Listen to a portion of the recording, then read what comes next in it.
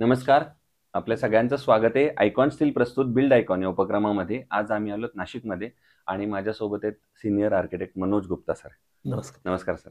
अर्थातच एवढी ओळख नाशिकसाठी फार पुरेशी आहे किंवा माझ्या मते महाराष्ट्राच्या बाहेर सुद्धा अनेक ठिकाणी, कारण महाराष्ट्रासोबत अनेक ठिकाणी त्यांचं इंदोर वगैरे काम चालू आहे. पण अर्थातच 28 वर्षांचा अनुभव हा हे त्यातलं वाक्य फार महत्त्वाचं आहे. कारण मला असं नेहमी वाटतं की एखादी व्यक्ती एखाद्या क्षेत्रामध्ये इतके वर्ष सलग अविरत अखंडित काम करत असेल, तर त्यांचे अनुभव या क्षेत्रातले त्यांनी केलेले प्रोजेक्ट्स हे खरंच खूप ऐकण्यासारखे असतात.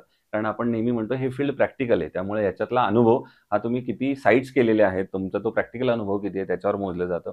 त्याप्रमाणे अर्थातच त्यांचा या क्षेत्रातला अनुभव आहे. बरं हे फील्ड इतकं व्हास्ट आहे, त्यामुळे रेसिडेन्शियल, कमर्शियल, इंडस्ट्रियल, इन्स्टिट्यूशनल अशा अनेक प्लॅटफॉर्मवर सरांनी काम केलेलं आहे. नंतर IIA सारखी संस्था असेल किंवा आर्किटेक्ट आणि इंजिनियर असोसिएशन सारखी संस्था असेल, त्याच्याशी ते संलग्न आहेत. त्याचप्रमाणे क्रेडाई सारखी जी भारतातली फार महत्त्वाची संस्था आहे, तर ते बिल्डर डेव्हलपर म्हणून सुद्धा आता या क्षेत्रात त्यांनी पाय रोवलेले आहेत किंवा सुरुवात केलेली आहे वाटचालीला. अशा अनेक क्षेत्रात त्यांचा थोडक्यात वावर आहे. त्यामुळे त्यांचा हा आजपर्यंतचा प्रवास कसा होता, त्यांना आलेले अनुभव कसे होते आणि त्यांचा या क्षेत्राकडे बघण्याचा दृष्टिकोन काय आहे, या सगळ्या संदर्भात आपण त्यांच्याशी गप्पा मारणार आहोत बिल्ड आयकॉन या प्लॅटफॉर्मवर. नमस्कार सर. नमस्कार. तर मला असं वाटतं की नेहमीप्रमाणे की एवढं मोठं जेव्हा अनुभव घेऊन एखादी व्यक्ती येते, तेव्हा आता कमी वेळेत जास्तीत जास्त काय प्रश्न विचारायचे, त्यामुळे मी मी कमीत कमी बोलेन आणि मला ऐकायचं आहे खरं तर तुम्हाला. त्यामुळे आपण सुरुवात करूया अर्थात तुमच्या पार्श्वभूमीपासून. शैक्षणिक पार्श्वभूमी कशी होती? कारण नेहमी असं वाटतं की आपण एका पर्वताच्या शिखराकडे बघतो, तेव्हा असं वाटतं की अरे काय डोंगर मोठा आहे. पण त्याची पहिली पायरी कुठं होती हे बऱ्याचदा विसरून जातो आणि त्यांनी केलेले कष्ट, तो प्रवास सगळा विसरतो. त्यामुळे आम्हाला साधारणपणे आर्किटेक्ट ह्या फील्डकडे येण्यामागचं कारण, त्याच्या मागचं प्रेरणास्थान आणि हा एकंदर प्रवास याबद्दल आधी तुमच्याकडनं ऐकायचं आहे. कसं आहे की माझे 2 काका आहेत. एक आर्किटेक्ट सुरेश गुप्ता, हो. ते म्हात्रे असोसिएट आर्किटेक्ट प्रायव्हेट लिमिटेडमध्ये डायरेक्टर होते. हं, आणि दुसरे काका सत्यप्रकाश गुप्ता हे पाटणकर आणि गुप्तामध्ये पार्टनर होते. हं, लहानपणापासूनच आमच्या घरामध्ये आर्किटेक्ट असल्यामुळे माझा त्यांच्याकडे बघण्याचा दृष्टिकोन हं, होता. हं, हं. त्यामुळे मला नेहमी वाटायचं की मी आर्किटेक्चर क्षेत्रामध्ये यावं. वाह! आणि मी 7वी 5वी 6वी पासूनच असा माझा विचार होता की मी आर्किटेक्ट व्हावं. मला कोणीही विचारायचं तर मी सांगायचं मला आर्किटेक्ट क्या व्हायचं. बात है! आता व्हायचं काय की पुढे वाढायचं कसं? तर आता नाशिकमध्ये होतो. मी मराठी मीडियममधनं शिकलो. मी रचना विद्यालयाचा स्टुडंट होतो. हं, मग आर्किटेक्चरला जायचं तर टेक्निकल हा एक विषय खूप महत्त्वाचा होता. तर त्यावेळेला टेक्निकल 3च शाळांमध्ये होतं. त्यापैकी एक रुंगटा होती, एक बिटको होती. हं, म्हणून मी रचना विद्यालयातनं बिटकोमध्ये टेक्निकल घेण्यासाठी शिफ्ट झालो. आणि टेक्निकलमध्ये वेगवेगळे कोर्स असायचे. जसं आहे त्याच्यामध्ये कार्पेंट्री असायची, स्मिथी असायचं, filing, lathe machine, electric, mechanical असे वेगवेगळे सब्जेक्ट असायचे आणि त्याचा बेसिक नॉलेज त्यावेळेला मला मिळाला. आणि 11वी-12वीमध्ये मी इलेक्ट्रॉनिक सब्जेक्ट हा स्पेशलायझेशन म्हणून घेतलेला होता. हं, तर त्याच्यातनं मला इलेक्ट्रॉनिक, इलेक्ट्रिक या सगळ्या सब्जेक्टची माहिती मिळाली. हं. आणि नंतर मी नाशिकच्या NDMVP आर्किटेक्चर कॉलेजमधनं एज्युकेशन घेतलं आणि त्याप्रमाणे माझा असा आर्किटेक्चरचा प्रवास सुरू झाला. वाह! क्या बात है! आता खरी इथनं स्टोरीला सुरुवात होती असं आपण म्हणूया पिक्चरच्या, की आर्किटेक्ट होणं हे तर आपण म्हणतो तसं हं. टेक्निकल आहे थोडंसं, हो. तुम्ही डिग्री घेऊ शकता. पण आर्किटेक्टचं खरं स्ट्रगल आहे त्याच्यानंतर सुरू होतं. बरोबर. आणि तुम्ही ज्या काळात म्हणजे आजपासून 25-28 वर्षांपूर्वी जेव्हा हो. आर्किटेक्ट केलं, तर तेव्हा आर्किटेक्ट ही कन्सेप्ट सुद्धा अजून धूसर होती मार्केटसाठी. हं. थोडी-थोडी काही प्रमाणात एस्टॅब्लिश झालेली. त्यामुळे आता मला दुसरा तुमचा टप्पा असा हवाय, की आर्किटेक्ट केल्यानंतर, कारण दोन्ही काका या क्षेत्रातलं खूप मोठं नाव आहे. हं. त्यामुळे पहिला प्रश्न असा आहे, की काम करताना आधी दडपण आलं का? का त्यांची मदत झाली? हा पहिला. आणि मग त्याच्या पुढचा तुमचा स्ट्रगल कसा होता? तुम्ही सर्व्हिस प्रॅक्टिस कुठं केलीत? आणि जो पहिला प्रोजेक्ट तुम्ही स्वतः इंडिपेंडेंटली केलात, जेव्हा तुम्ही थोडे फ्रेशर असाल, तर त्या प्रोजेक्टची आठवण? दडपण येणं साहजिकच आहे. कारण की माझे काका हे कॉलेजमध्ये मला शिकवायलाच होते. अच्छा. आणि माझी लहान बहीण चित्रा, हं, ती सुरेश काकांची मुलगी, हं. ती मला ज्युनियर होती. तर आता कॉलेजमध्ये हे 2 व्यक्तिमत्व असल्यावर हो, मला हो. हालचाल करणं शक्यच नव्हतं. खूप अवघड होतं. बरोबर. तरी शिक्षण घेतलं आर्किटेक्चरमध्ये. सगळे जे होते काकांचे, सगळे नाशिकचे जेवढे आर्किटेक्ट होते हं, ते काकांचे मित्रच असायचे. तर नेहमी कॉलेजमध्ये दडपण तर असायचंच. हं, हं. एक तो इनडायरेक्ट असो किंवा डायरेक्ट हो, असो. हो. तर त्याच्यातनं अभ्यास करत करत शेवटी आर्किटेक्चर कंप्लीट केलं. हं, आणि नंतर पासआउट झाल्यानंतर थोडासा एक पार्ट मी कारखानी सर नाशिकचे जे आर्किटेक्ट आहे हं. त्यांच्या ऑफिसमध्ये पुढची थोडी प्रॅक्टिसही केली व नंतर काकांच्याच ऑफिसमध्ये सुरेश गुप्तांकडेच मी प्रॅक्टिसला लागलो. वाह! क्या बात आहे. मग या क्षेत्रातल्या आता काही प्रश्नांकडे मूलभूत येऊया. जरी हा प्रश्न बेसिक वाटला माझा पहिलाच, तरी सुद्धा मी सांगितलं त्याप्रमाणे, की अनेक नवीन तरुण आर्किटेक्ट आहेत, जे तुम्हाला आदर्श मानतात आणि या क्षेत्रात त्यांना यायचंय. त्या दृष्टीनं हा प्रश्न आहे. तो म्हणजे की या फील्डमध्ये, कन्स्ट्रक्शन फील्डमध्ये प्लॅन ही अतिशय स्टेज महत्त्वाची असते. हं. त्यामुळे प्लॅन या स्टेजचा इम्पोर्टन्स काय आणि तुम्ही त्याच्यावर कसं काम करता? प्लॅनिंग हा या क्षेत्रातला हा महत्त्वाचा घटकच आहे. हं. प्लॅनिंग केल्यावर आपल्याला बऱ्याचशा गोष्टी आहे ना, संभाव्य अडचणी येणाऱ्या त्या फ्युचरच्या कळतात. आता आजचं युग जे आहे ते कम्प्युटर युग आहे. तर तुम्हाला आहे ना 3D व्हिज्युअलायझेशन पासून वॉक थ्रू पासून तर प्रत्येक गोष्ट ही सुरुवातीला चेक करता येते. एखाद्या प्रोजेक्टची पूर्ण माहिती जर आपल्या ग्राहकाला पूर्ण सुरुवातीपासून जर मिळाली आणि त्याने त्याचा अभ्यास केला, तर त्याच्या अपेक्षेप्रमाणे त्याच्याहून किंवा त्याच्या अपेक्षेपेक्षा जास्त चांगला आपल्याला तो प्रोजेक्ट बनवता येतो. बरं. म्हणून हा डिझाइन हा पार्ट खूप महत्त्वाचा आहे. त्याबरोबर त्याची इकॉनॉमी पण इम्पॉर्टंट आहे आणि त्याचं बजेट इम्पॉर्टंट आहे. बऱ्याच वेळा काय होतं, प्रोजेक्ट चांगलं करण्याच्या ह्याच्यात क्लायंटचा बजेट हा कोलॅप्स होतो आणि त्या शेवटी फिनिशिंग स्टेजला तो डिस्टर्ब होतो. त्यामुळे सुरुवातीलाच आपण त्याच्यावरती अभ्यास करून प्रॉपर बजेटमध्ये तो प्रोजेक्ट वर्कआउट केला तर तो कधीही चांगला राहतो. बरं. मी त्याच मुद्द्यावर येणार होतो. अर्थात त्याच्यातनं तुम्ही एखादं उदाहरण सांगितलं तरी आम्हाला आवडेल. पण दरवेळेला असं होतं, की आर्किटेक्टला नेहमी एक विजन असतं. त्याला पुढचं अजून ते बघत असतात आणि काहीतरी असं त्यांना बनवायचं असतं. पण त्याच्यामध्ये आड येतं ते क्लायंटचं बजेट आणि मग बऱ्याचदा कुठेतरी ते आपल्या कल्पनांना मुरड घालावी लागते. तर मग हे बजेट, क्वालिटी, कस्टमरची एक्स्पेक्टेशन आणि अर्थात सिव्हिल इंजिनिअर हा सगळा जो दुवा असतो, तर तो रोल तुम्ही कसा निभावता मग? कसं असतं, की बजेट हा विषय ना फार असं तसं बघितलं तर फार कॉम्प्लिकेटेड पण नाही, सोपा पण आहे. हं. एखाद्या प्रोजेक्टवरती आपण आर्किटेक्टला तुम्ही क्लायंटनी प्रोजेक्टचं बजेट दिलं असेल, की मला एवढ्या लाखामध्ये एवढी वस्तू बनवायची. हं, हं. तर आर्किटेक्ट प्लॅन करत असतो. हं. पण विषय कसा होतो, की जेव्हा डिझायनिंग आणि ॲक्चुअल काम सुरू होतं ना, हं. तर प्रत्येक वस्तूचा हा बजेट आहे ना, त्या स्क्वेअर फूटवर असतो. हं, हं. तर क्लायंट काय म्हणतं, ₹10 तर स्क्वेअर फूटला फरक पडतोय. हं, हं. करून घ्या, वाढवून हं, घ्या. हं. आणि तो स्क्वेअर फूटचा जेव्हा प्रोजेक्टमध्ये ॲनालिसिस केला जातो, तर त्याची अमाउंट आहे ना प्रचंड प्रमाणात वाढून जाते. बरोबर. आणि मग तिथे विषय येतो, अरे तू ₹10 म्हणजे तो अमाउंट वाईज लाखोमध्ये होऊन जातो. बरोबर. तर प्रत्येक गोष्टी ती क्लिअर करायला पाहिजे, की स्क्वेअर फूट आणि टोटल एस्टिमेटमध्ये किती डिफरन्स हं, येतोय. हं. तर त्याच्यामध्ये ना जर तुमचा एक बजेट आहे, की मला आहे ना 25 लाखामध्ये काम करायचं आहे, हं, हं. For example. तर आहे ना मला आहे ना ₹2 लाख वाढतायत, पुढे ₹5 लाख वाढतायत, पुढे ₹7 लाख वाढतायत.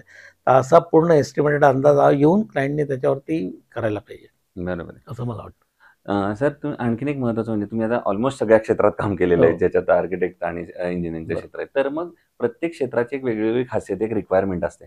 तर मग त्याबद्दल काय सांगाल, की प्रत्येक क्षेत्रामध्ये प्लॅन करताना काय-काय काळजी ओव्हरऑल एक जनरल बुलेट पॉइंट्समध्ये काय-काय घ्या? जर इंडस्ट्रियल प्रोजेक्ट्स असेल तर हे लक्षात घेतलं पाहिजे. रेसिडेन्शियल असेल तर हे लक्षात घेतलं. असं काही सांगू शकाल का? नाही, बेसिकली कुठलाही प्रोजेक्ट आपण क्लायंट बरोबर करतो ना, तर पहिले क्लायंटच्या सगळ्या रिक्वायरमेंट आहे ना, ते हं. नीट समजून घ्यायला पाहिजे. एक्झॅक्टली. फॉर एक्झाम्पल आता जर बंगलो असेल, तर हं. क्लायंटचे बंगलो आहे, त्याच्या घरातले फॅमिली मेंबर किती आहे, ते हं. कोण, कशाला, काय त्यांची अपेक्षा आहे. त्यांची रिक्वायरमेंट फुलफिल होते आहे का पहिले एक्झॅक्टली. आणि त्यांच्या आवडी-निवडी पण तेवढ्याच महत्त्वाच्या आहे, की आई-वडिलांची एक आवड वेगळी असू शकते, मुलांची वेगळी असू शकते. लहान मुलं असतील तर एज्युकेशन असेल, मग पुढच्या 10 वर्षाचा, 15 वर्षाचा पुढचा त्यांच्या प्रवास कसा राहील त्याचा अनुभव, हं. त्याच्यावरती विचार करून सल्ले दिले गेले पाहिजे आणि त्याच्या डिझाईनमध्ये इन्कॉर्पोरेट केलं गेलं पाहिजे. हं. इंडस्ट्रियल प्रोजेक्ट असेल तर जागेवरती साईट व्हिजिट करून घेणे, त्यांची फ्युचर रिक्वायरमेंटचा पण विचार केला गेला पाहिजे एक्झॅक्टली. आणि ती रिक्वायरमेंट त्यांना फुलफिल करून त्याला येणारा फ्युचरला आणि त्याचा पूर्ण अभ्यास करून तो त्यांचा फ्लो पाथ बघायला पाहिजे इंडस्ट्रियल प्रोजेक्टमध्ये. बरोबर, बरोबर. तसंच एखादं कमर्शियल प्रोजेक्ट असेल, तर त्याच्या जागेवरती जाऊन रोड कसा आहे, नेटवर्क कसं होईल, फ्युचरमध्ये त्यांना दुकानदारांचं बेनिफिट कशात राहील, तिकडचं शहर कसं वाढतंय हं, तिथे, हं. त्याची डेव्हलपमेंट कुठल्या दिशेला होणार आहे आणि त्यात महत्त्वाची दुकानं कुठली राहतील, याचा विचार केला. कसं आहे, की पहिले आहे ना 4 जणांची लिफ्ट चालून जायची.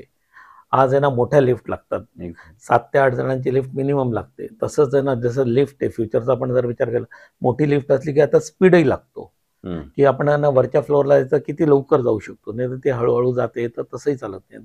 मुंबई वगैरेला हाय स्पीड लिफ्ट आलेले आहेत. बरोबर. आता तो कल नाशिककडे पण येतोय आणि ते फ्युचरमध्ये चांगलं राहतं. या वा. सगळ्या गोष्टींचा अभ्यास केला गेला पाहिजे. बरोबर. हा फार म्हणजे काय म्हणतो बदल आहे या क्षेत्रातला. बदल. तसाच एक बदल तंत्रज्ञानात सुद्धा झाला एवढ्या हो. वर्षांमध्ये. तर कारण माझ्या मते कदाचित तुम्ही 25 वर्षापूर्वीचं पहिलं ड्रॉइंग हे पेन्सिल आणि पेन्सिल. पेपरनं केलं असेल आणि कदाचित आता ते बरोबर. कॉम्प्युटरवर बनत असेल. तर या तंत्रज्ञानाच्या बदलाकडे तुम्ही कसं बघता? कसं होतं, की कॉलेजमध्ये ना आमच्या वेळेला CAD जस्ट आलेलं होतं. हं. पण CAD वापरायला आम्हाला परवानगी नव्हती. अच्छा. कॉलेजमध्ये CAD असायचं, पण वापरायचं नाही. शिकवायचं, पण एक्झाम किंवा पेपरमध्ये CADचा उपयोग करणं किंवा CADवर केलेले ड्रॉइंग सुद्धा चालायचे. हं, हं. त्यावेळेला हातानेच करणं हा मॅन्डेटरी होता. हं, हं. आता शिक्षण पद्धती बदलली आहे. आता AutoCADवरती प्रोजेक्ट्स दाखवले जातात. बरोबर. त्याच्यावर एक्झामही त्याच्यावरतीच घेतली जाते. अगदी आणि ते जुन्या पद्धतीने जे पेन, पेन्सिल वापर होता, तो आता फार प्रमाणात कमी झालेला कमी आहे. झालेलं आहे. बरोबर आहे. तर तंत्रज्ञान हे ऑल्वेज शिकलंच गेलं पाहिजे. हो. अपग्रेड हे व्हायलाच पाहिजे. आता AutoCADच्या पुढे नवीन डिझाइन आता AI आलेलं आहे, तर त्याचा अभ्यास करून नवीन-नवीन गोष्टीला आत्मसात केलं गेलं पाहिजे आणि लवकरात लवकर चांगल्या ज्या गोष्टी आपल्या ग्राहकापर्यंत पोहोचवल्या पाहिजे, त्या दिल्या गेल्या पाहिजे. नक्कीच. मगाशी आणखीन एका मुद्द्यात आपण मगाशी इंडस्ट्रीबद्दल बोललो, रेसिडेन्शियल बोललो, कमर्शियलबद्दल बोललो. तुम्ही धार्मिक स्थळं आणि मंदिरांबद्दल पण खूप काम केलेलं आहे. तर त्याबद्दलही सांगाल? त्या प्रोजेक्ट्स मध्ये काय काळजी, वेगळं काम कसं असतं ते? आता आमच्या ऑफिसमध्ये बरेचसे धार्मिक प्रोजेक्ट्स केले गेले होते. त्याच्यामध्ये एक होतं बालेशुम टेम्पल होतं. बरोबर. कालिका मंदिर केलेलं गेलं, इच्छामणी टेम्पल केलेलं आहे. आर्टलरी सेंटरमध्ये 2 टेम्पल होते. एक कृष्णमणी एक मंदिर अजून केलेले बरोबर. होते. तर ह्या सगळ्या मंदिराचा जेव्हा विचार करतो, तर तिकडे येणारी भावी गर्दी किती आहे? मंदिराला लागणारी त्याला म्हणजे त्याची माहिती घेतली गेली पाहिजे, की कुठल्या प्रकारचं मंदिर आहे. वर्षभरामध्ये तिकडे मोठे कुठले प्रोजेक्ट केले जातात किंवा काही यात्रा वगैरे असू शकते का? आणि त्याचा अभ्यास करून तो डिझाइन केलं गेलं पाहिजे आणि सिक्युरिटी आणि फ्युचरचं मंदिरामध्ये जसं फूलमाला आणि काही दुकानांची सोय पण असली पाहिजे आणि बरोबर. त्याचा उपयोग होऊन लोकांना त्याचा बेनिफिट झाला पाहिजे. नक्कीच. आता पुढचा प्रश्न आहे तो सरसरा यापेक्षा वेगळा आहे. तो हं. म्हणजे आहे नाशिक जिल्ह्याच्या विकासाबद्दलचा. एक माझ्यासमोर आर्किटेक्ट आहेत, मी मगाशी हं. सांगितलं त्याप्रमाणे, की ज्यांना काहीतरी चांगलं अजून ते कसं करता येईल, एक वेगळा दृष्टिकोन असतो. तर त्या दृष्टिकोनातून आम्हाला ऐकायचं आहे, की जर पुढच्या 15-20 वर्षामध्ये प्रशासनानं आता कुठल्या क्षेत्रांवर काम करावं, जेणेकरून नाशिकचा एक सर्वांगीण विकास येणाऱ्या 20-25 वर्षात आपण बघू शकतो?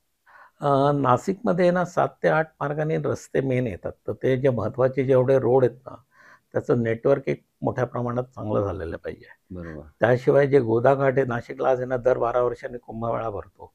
तर गोदाघाटही आहे ना ते एक डेव्हलपमेंट आहे. तिकडचे अरुंद रस्ते होते. त्यांना रुंदीकरण करून तिथे डेव्हलपमेंट केली गेली पाहिजे.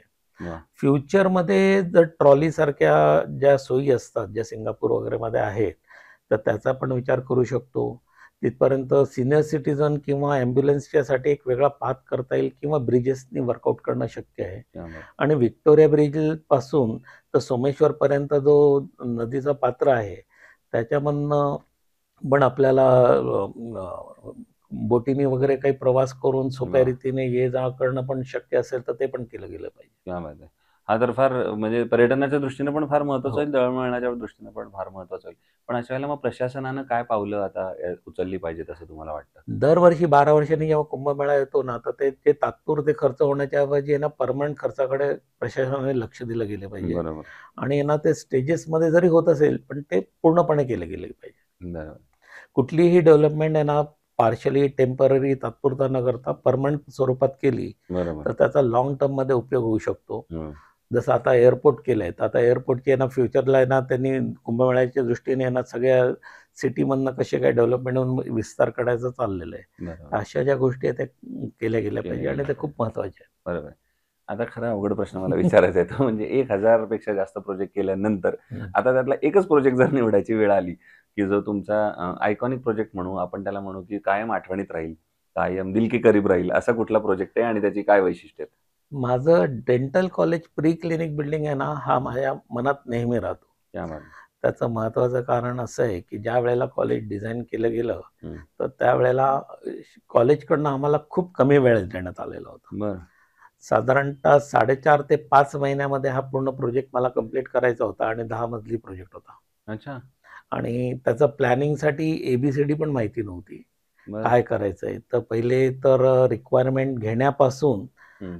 तर कंप्लीशनपर्यंत तिची रिक्वायरमेंट होती आणि त्याच्यासाठी पहिले सगळी रिक्वायरमेंट घेतली गेली आणि तो इतका अवघड प्रोजेक्ट होता मेडिकल क्षेत्रातला की त्याची माहितीच नव्हती. तर प्लॅनिंग करताना सोप्या पद्धतीने काय केलं की ग्रेडिंगमध्ये काम केलं गेलं मी हं. केलं आणि त्याला आहे ना नंबर ऑफ पार्टमध्ये डिवाइड केलं गेलं. दररोज एव्हरी डे डॉक्टरांबरोबर बसायचो हं, वेगवेगळ्या हं. त्यांचे लागणारे रिक्वायरमेंट आहे, कॉलेज कसं असायचं, कॉलेज काय पाहिजे आणि का पाहिजे, मुलांचा तिकडे वापर कसा राहील, लायब्ररी बिल्डिंग कुठे राहील, अशा रीतीने एक स्टेजची माहिती गेली आणि मला असं जाणवलं की एक ग्रीडवरती तो काम करू शकतो. हं, हं. आणि त्याच्यानंतर आहे ना मी ग्रीडवरती काम केलं आणि आहे ना ते ग्रीड वर्कआउट केली आणि आम्ही काय केलं प्लॅन पासिंग करायला एका ठिकाणी टाकलं आणि दुसऱ्या ठिकाणी कामाची सुरुवात केली. इकडे प्लॅन पास लवकरात लवकर करून घेतला आणि कामाची तोपर्यंत पाईल फाउंडेशन आणि त्याची सुरुवात केली. पाईल फाउंडेशनलाच 1.5-2 महिने निघून महिने गेले झाले. आणि त्यानंतर ग्रीडमध्ये प्लॅनिंग करताना फास्ट काम केलं आणि इंटिरियरवरती जोर दिला वेगळ्या पद्धतीने अच्छा. आणि असं करून तो प्रोजेक्ट. काम कंप्लीट करायचं पण 5.5-6 महिन्यामध्ये तो टास्क कंप्लीट करणं शक्य नव्हतं. रिक्वायरमेंट कॉलेजची होती तर आम्ही तिथे एक सिस्टम ठरवलं. आउटर डिझाईनचा जो पार्ट होता म्हणजे इलेव्हेशन असो किंवा बाहेरचं काम ते आम्ही होल्डवर टाकलं आणि रूम RCC वर्क करून इंटिरियर काम सुरू करून टाकलं आतलं. बरोबर. फर्निचर बनवले. त्यांना रिक्वायरमेंट अशी होती की कॉलेज हे ऑपरेशनमध्ये पाहिजे. बरोबर. तर आम्ही इंटरनल लाइटिंग केले, फर्निचर केलं, स्टोअर केले, वर्कआउट केले, ब्लॅकबोर्ड केले, सगळं कंप्लीट करून टाकलं. हां. आणि कॉमन लॉबी एरिया आणि हा सगळा पेंडिंग सोडून दिला. बरोबर, बरोबर. आणि ॲट द एंड जेव्हा प्रोजेक्ट कंप्लीट झाला आणि हं. इन्स्पेक्शन होतं, हं. तर ते जेव्हा इन्स्पेक्टर होते ते जायलाच तयार नव्हते आतमध्ये. ते हां. म्हणाले, "प्रोजेक्ट कंप्लीट नाही आम्ही तुम्हाला चालूच करायची." सर म्हटलं, "सर आतमध्ये चला एकदा बघा तर खरी." बरोबर. हां. आणि त्यांनी जेव्हा आतमध्ये एंट्री केली आणि ते त्यांनी बघितलं की कॉलेज प्रत्येक अँगलनी सगळ्या पद्धतीने चालू आहे क्या बात है!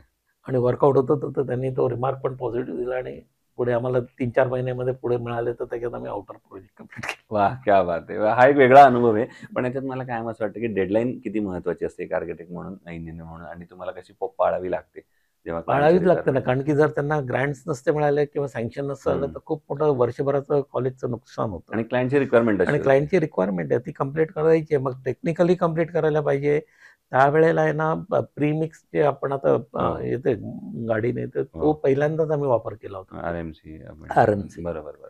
RMC हा त्यावेळेला नवीन होता. हं. त्यावेळेला M15 ग्रेड चालायची, मग लगेच M20 ग्रेडवरती काम करायचं होतं. बरोबर, एकदा ग्रेड आता ते बदलत होती, ती केली. तर बरोबर. असे चेंजेस करून आणि तिथे कसं होतं, की ग्राउंडच्या खाली असं 2 फूट आहे ना, 2 लेव्हल डिफरन्स होता. हं, हं. मग रिटेनिंग वॉलचं काम होतं, पाणी थांबू नये आणि असे छोटे इश्यूज बरेच होते, ते सॉल्व्ह करत गेलो. हं, हं. पार्किंगची व्यवस्था करण्यापासून तर प्रत्येक गोष्टीला लक्ष देऊन कव्हर करून कंप्लीट करण्यात हा एक टास्क होता. वाह! नॉर्मली हा प्रोजेक्ट जेवढ्या वेळेमध्ये केला गेला, तेवढ्या वेळेमध्ये लोकं फक्त प्लॅनिंगच करू शकतात. बरोबर आहे. तेवढा तर प्रोजेक्ट कंप्लीट करून झालेला असं झालं. एक अँगल. आर्किटेक्ट म्हणून तर कायमच आव्हानांना तोंड द्यावं लागतं असं हो, मला वाटतं. कारण नवनवीन असतात आणि ते रोज नवीन आव्हान आहे. बरोबर. तर त्याच्यातल्या 2 फेज मला विचारायचे आहेत, की एक म्हणजे जेव्हा असा एखादा प्रोजेक्ट आठवतोय का, जो करताना काहीतरी अडचणी आल्या, आव्हानं आली आणि त्या आव्हानावर कशी मात केली असाच एखादा किंवा त्यातला एखादा लेबर सुद्धा जाता-जाता काहीतरी महत्त्वाची माहिती देऊन जातो. असा कुठला काही प्रसंग तुम्हाला आठवतो? लेबरबद्दल मी तुम्हाला एक प्रश्न एकदम सोप्या पद्धतीने हं. सांगतो. कॉलेजमध्ये शिकवलं जातं, की ब्रिकमध्ये आहे ना, अंतर आहे ना 0.1 1 सेंटीमीटरचं पाहिजे. बरोबर. आता हा मला नेहमी प्रश्न पडायचा, की जागेवरती काय तो टेप घेऊन बसणार का मिस्त्री? हो, बरोबर. 1 सेंटीमीटर मोजायचं कसं? हां, मोजायचं कसं? तर आता हा ऑब्झर्वेशनचा भाग आहे, की कसं बघायचं? हं, तर मी बघत राहायचो. मला काही कळायचं नाही, की हा प्रत्येक जॉइंट कसा काय बरोबर येईल आणि तो मिस्त्री करतो पण. बरोबर. मी मग एका मिस्त्रीला सहज विचारलं, की "कसं काय करतात?" तर त्यांनी मला सांगितलं, "हा जो बोट असतो ना, ते 2 विटामध्ये ठेवतात अच्छा. आणि तो ब्रेक लावून देतात." क्या बात है! किती सोपं आहे आणि एकदम म्हणजे. सिंपल आहे हं, आणि ते अशा पद्धतीने ते मेजरमेंट चेक करून कंप्लीट करतात. बरोबर. हे ते प्रॅक्टिकल एक्सपिरियन्स त्या वेळेला हो. तिथंच येत असतात. बरं. मी बऱ्याचशा वेळा जे प्रोजेक्ट शिकलो, हं. आर्किटेक्चरमध्ये कॉलेजमध्ये डिझायनिंगवरती खूप जोर असतो. हो. पण टेक्निकल जे काही शिकलो माहिती ती थेरॉटिकल तर कॉलेजमध्ये शिकलो. पण लेबरनी मला मॅक्सिमम शिक्षण दिलेलं आहे ओके. आणि त्यांच्याकडनं जेवढं शिकता आलं आणि त्याचं बरोबर आहे का चूक आहे त्याचं आपण ज्ञान घ्यावा आणि लेबरलाही अपग्रेड करायचं आणि आपणही अपग्रेड व्हायचं. क्या बात है! ते त्याच्यातनं जे शिक्षण मिळतं त्यासारखं शिक्षण नाही. वाह! म्हणजे हे सगळ्यात फार मोठं आहे. एवढं तुम्ही करून आणि एवढ्या वर्षानंतर सुद्धा तुम्ही असं सांगताय. कारण की काय त्या माणसाला प्रॅक्टिकल नाही एक्सपिरियन्स हवा. आजही लेबरकडनं आम्ही शिकतो. अच्छा. कुठलाही प्रोजेक्ट असला, आपले जरीही नॉलेज असेल ना, तर आम्ही लेबर जे करणारी टीम आहे, पूर्ण हं, टीमला हं, समोर बोलवतो. हं, हं. त्यांच्या संभाव्य अडचणी समजून घेण्याचा प्रयत्न करतो आणि त्याच्यातनं मग एक चांगला मार्ग जो असेल तो करायचा असतो. कारण की त्या क्षेत्रामधला तो लेबर एक्सपर्ट असतो बरोबर, बरोबर. आणि त्या एक्सपर्टच्या पण अडचणी असतात. त्याला आपण आहे ना प्रेमाने समजून घेतल्या, तर बरोबर. टेक्निकल वेनी आपल्याला चांगल्या चांगल्या रीतीने तो सोडवता येतो. बरोबर, अगदीच. दुसरं आता आता तुम्ही कन्स्ट्रक्शनबद्दल बोलतोय, स्टील सिमेंटबद्दल बोलतोय. तर त्यातलं मग आयकॉन स्टीलचा तुम्ही कधी वापर यापूर्वी केला होता का? कधी संबंध आलेला का? मला आयकॉन स्टील तर आत्ता हा नवीन नाव आहे. हो, आमच्या फर्ममध्ये राजुरी स्टील म्हणून जे होतं त्याचे बरोबर, 50-60% प्रोजेक्टमध्ये आम्ही वापरायचो. बरोबर. राजुरी स्टीलचेच आता हे डायरेक्टर वेगवेगळे झालेले आहेत. हो, तर हो, क्वालिटी आणि गुणवत्ता जी राजुरीची होती आता आयकॉनची पण त्याच्याहून अपग्रेडच होतो हो, नेहमी प्रोजेक्ट. हो. आत्ताही आम्ही वापरायला सुरुवात केलेली आहे. कारण की बरोबर, हा नवीन असल्यामुळे त्याचं नाव फक्त चेंज झालंय बरोबर. आणि ते 2-3 त्यांचे डायरेक्टर बदलल्यामुळे काही जे असेल ते. पण आता आयकॉन एक वन ऑफ द गुड प्रॉडक्टमध्ये आहे. येस, थँक आणि आता अगदी शेवटच्या प्रश्नाकडे येतो. मला माहिती आहे की खूप प्रश्न विचारायचे आहेत, पण तरी अर्थात वेळेची मर्यादा आपल्याकडे असल्यामुळं एक म्हणजे आता या क्षेत्रात जे नवीन आर्किटेक्ट येत आहेत, हं. कारण जेवढा तुमचा अनुभव आहे, तेवढ्या वयाची मुलं थोडक्यात आता ही बघतायत इंटरव्ह्यू काही येणार आहेत आता आर्किटेक्ट म्हणून. तर त्यांना याच व्यावसायिक क्षेत्रामध्ये पाऊल ठेवण्यापूर्वी तुम्ही काय सल्ला द्याल किंवा तुमच्या यशाचा फॉर्म्युला त्यांना काय सांगाल? लेबरवरती प्रेम करणे. हो, लेबर इंडस्ट्रियल एरिया आहे आता. बरोबर. आता नवीन मुलं जे येतात ना, ते एआय शिकून येतात हो, हो. आणि ना अभ्यास हा प्रत्येक क्षेत्रामध्ये अपग्रेडेशनसाठी करणे हा फार गरजेचा आहे. हं, हं. प्रत्येक प्रॉडक्टची पूर्ण माहिती घेणे आणि आर्किटेक्ट, इंजिनिअर, डिझायनर आणि जी काही टीम असेल त्यांच्याकडनं पूर्ण प्रोजेक्ट नीट समजून घेणे एक्झॅक्टली. आणि त्याच्यावर क्वालिटीमध्येच काम करणे. वाह! क्वालिटीशिवाय काम करायचंच नाही. क्वालिटी असेल तरच फ्युचर आहे. बरोबर. क्या बात है! सर एवढ्या वर्षांच्या प्रवासामध्ये, व्यावसायिक कारकिर्दीमध्ये अर्थातच आपण दरवेळेला म्हणतो, की वेळ नाही मला मिळत काहीतरी करायला. पण तुम्ही हे सगळं करताना सुद्धा एक वेळ त्याच्यासाठी वेगळा राखून ठेवला, ते म्हणजे सामाजिक कार्यासाठी. आपले सामाजिक भान फार महत्त्वाचं असतं आणि ते तुम्ही जपलत वेगवेगळ्या संस्थांच्या माध्यमातून. तर त्याहीबद्दल आम्हाला ऐकायचं आहे. मी 2 संस्थेमध्ये ना सोशल कामामध्ये आम्ही काम करतो. एक हं, नाशिक हिंदी सभा, हं, श्यामलाल गुप्ता हिंदी विद्यालय जे आहे श्रमिक नगर इथे. आम्ही गरीब विद्यार्थ्यांना शिक्षण देतो. ते 1ली ते 10वी पर्यंतचं पूर्ण शिक्षण आम्ही फार सवलतीच्या दरात देतो हं, आणि त्यांना मदतही करतो मुलींना बेटी पढाओ बेटी पढाओ या योजनेअंतर्गत. तर साधारणतः 301 मुलींचं आम्ही शिक्षण तिकडे फ्रीमध्ये करतो. बाकीचं शिक्षण देतो. तसेच 10वी पास झाल्यानंतर मी giants group of Nashik pride त्याच्या मागच्या वर्षी अध्यक्ष होतो. तर आणि आमची जी संस्था आहे त्याच्यामध्ये जे गरीब विद्यार्थी आहेत किंवा होतकरू विद्यार्थी आहेत ज्यांना चांगले पर्सेंटेजेस आहेत 70-80% वरती आणि त्यांना कुठल्याही क्षेत्रामध्ये पुढे वाढायचं असेल म्हणजे त्यांना डॉक्टर, ग्रॅज्युएट आणि हे तर त्यांना आम्ही त्यांच्या रिक्वायरमेंटप्रमाणे मदत करत असतो. त्याच्यातली आमची पद्धत अशी आहे की आम्ही त्यांची ॲप्टिट्यूड टेस्ट पहिले करून घेतो. हं. ॲप्टिट्यूड टेस्ट करून आहे ना आमच्यातले जे मेंबर आहेत त्याचं पालकत्व घेतात आणि पालकत्व घेऊन ते काय करतात की त्याची प्रोग्रेस दर महिन्याची घेत असतात आणि मग त्याला लागणारी नीड पूर्ण करत असतात. हं. पूर्णप्रमाणे फंडिंग न करता जी रिक्वायरमेंट आहे ती फुलफिल करून त्याला आता आमच्या क्षेत्रातनं एकाला डॉक्टर करण्यात आलं आहे, एक जण फॉरेनला गेलेला आहे, इंजिनिअरमध्ये झाले आणि त्यानंतर पासआउट झाल्यानंतरही काही मुलांना आम्ही नोकरीसाठी पण मदत केलेली कुठे चांगल्या ठिकाणी. आता ज्या मुलांना 70% पेक्षा कमी मार्क आहेत, अशी बरीच विद्यार्थी आहेत, तर त्यांना काय करणार? तर नाशिकमध्ये किंवा सगळ्या ठिकाणी तर ITI कोर्स जो आहे ना, तो हा खूप सुंदर कोर्स आहे हां. आणि ह्याच्यातनं मोठ्या-मोठ्या कंपन्यांमध्ये चांगले त्यांना रोजगार उपलब्ध झालेले आहेत. तर त्या मुलांना आम्ही ITIसाठी मार्गदर्शन करतो आणि त्याच्यासाठी मदतही करतो आणि त्याच्यातनं चांगलं उत्पन्न, रोजगार उत्पन्न त्यांना मिळावं आणि फ्युचर चांगलं व्हावं यासाठी मदत करतो. सो ते आर्किटेक्ट मनोज गुप्ता सर आणि त्यांनी फार 2-3 महत्त्वाचे मुद्दे सांगितले. एक म्हणजे क्वालिटी म्हणजे असं आहे, की आपण असं म्हणतो ज्याप्रमाणे आपण केलेल्या कामाला तडा जाणार नाही आणि आपल्या विश्वासाला तडा जाणार नाही. बरोबर. ही कायम तुम्ही लक्षात ठेवलं पाहिजे. कारण 2-3 पिढ्या त्या वास्तूमध्ये पुढे राहणार आहेत आणि एखाद्या डॉक्टरमुळे एखाद्याचेच प्राण जातील, पण एखाद्या आर्किटेक्ट इंजिनिअरच्या चुकीमुळे कदाचित शेकडो प्राणसुद्धा जाऊ शकतील. जाऊ त्यामुळे शकतो. फार महत्त्वाची जबाबदारी आहे. राष्ट्र निर्माणाच्या महत्त्वाच्या कामामध्ये तुम्ही सगळेजण आहात. त्यामुळं त्याच्यात गुणवत्तेशी कुठेही तुम्ही ती प्रतारणा करू नका. आणि शिकण्याचंच त्यांनी सांगितलं त्याप्रमाणे मला असं गमतीदार वाटतं. म्हणजे एआय जरी इकडे असलं तरी आपल्या आईला विसरू नका, थोडक्यात ती पहिला गुरु असते. तसं जेव्हा तुम्ही साईटवर जाता तेव्हा एक साधा लेबर, मिस्त्री, कॉन्ट्रॅक्टर सुद्धा तुम्हाला काय काय शिकवत असतो. त्यामुळे कायम कान डोळे उघडे ठेवा. त्यांच्याकडनं जे जे शिकण्याचा चांगला प्रयत्न करा. हे सगळे तुम्हाला शिकवत असतात आणि एआय अर्थात हे सगळं मदतीसाठी आहे तंत्रज्ञान. ते तुम्हाला अजून अचूकतेकडे नेत असतं. आणि या क्षेत्रामध्ये या क्षेत्रामध्ये भरपूर स्कोप आहे आणि वेगवेगळ्या क्षेत्रांमध्ये काम करण्याची संधी या क्षेत्रामध्ये तुम्हाला मिळू शकते. तर पुन्हा एकदा आपले मनापासून आभार की तुम्ही आलात नमस्कार, आणि धन्यवाद. भविष्यात सुद्धा असेच उत्तम आयकॉनिक प्रोजेक्ट आपल्या हातून निर्माण हो. मी असं म्हणेन की आता हा 25-28 वर्षाचा टप्पा आहे, अजून 50 वर्षाचा टप्पा आम्हाला नक्कीच. गाठायचा आहे आणि त्याच्याबरोबर हजारो प्रोजेक्टचा टप्पाही तुम्ही गाठाल. हं. याच आयकॉन स्टील तर्फे मनपूर्वक शुभेच्छा. धन्यवाद. थँक्यू.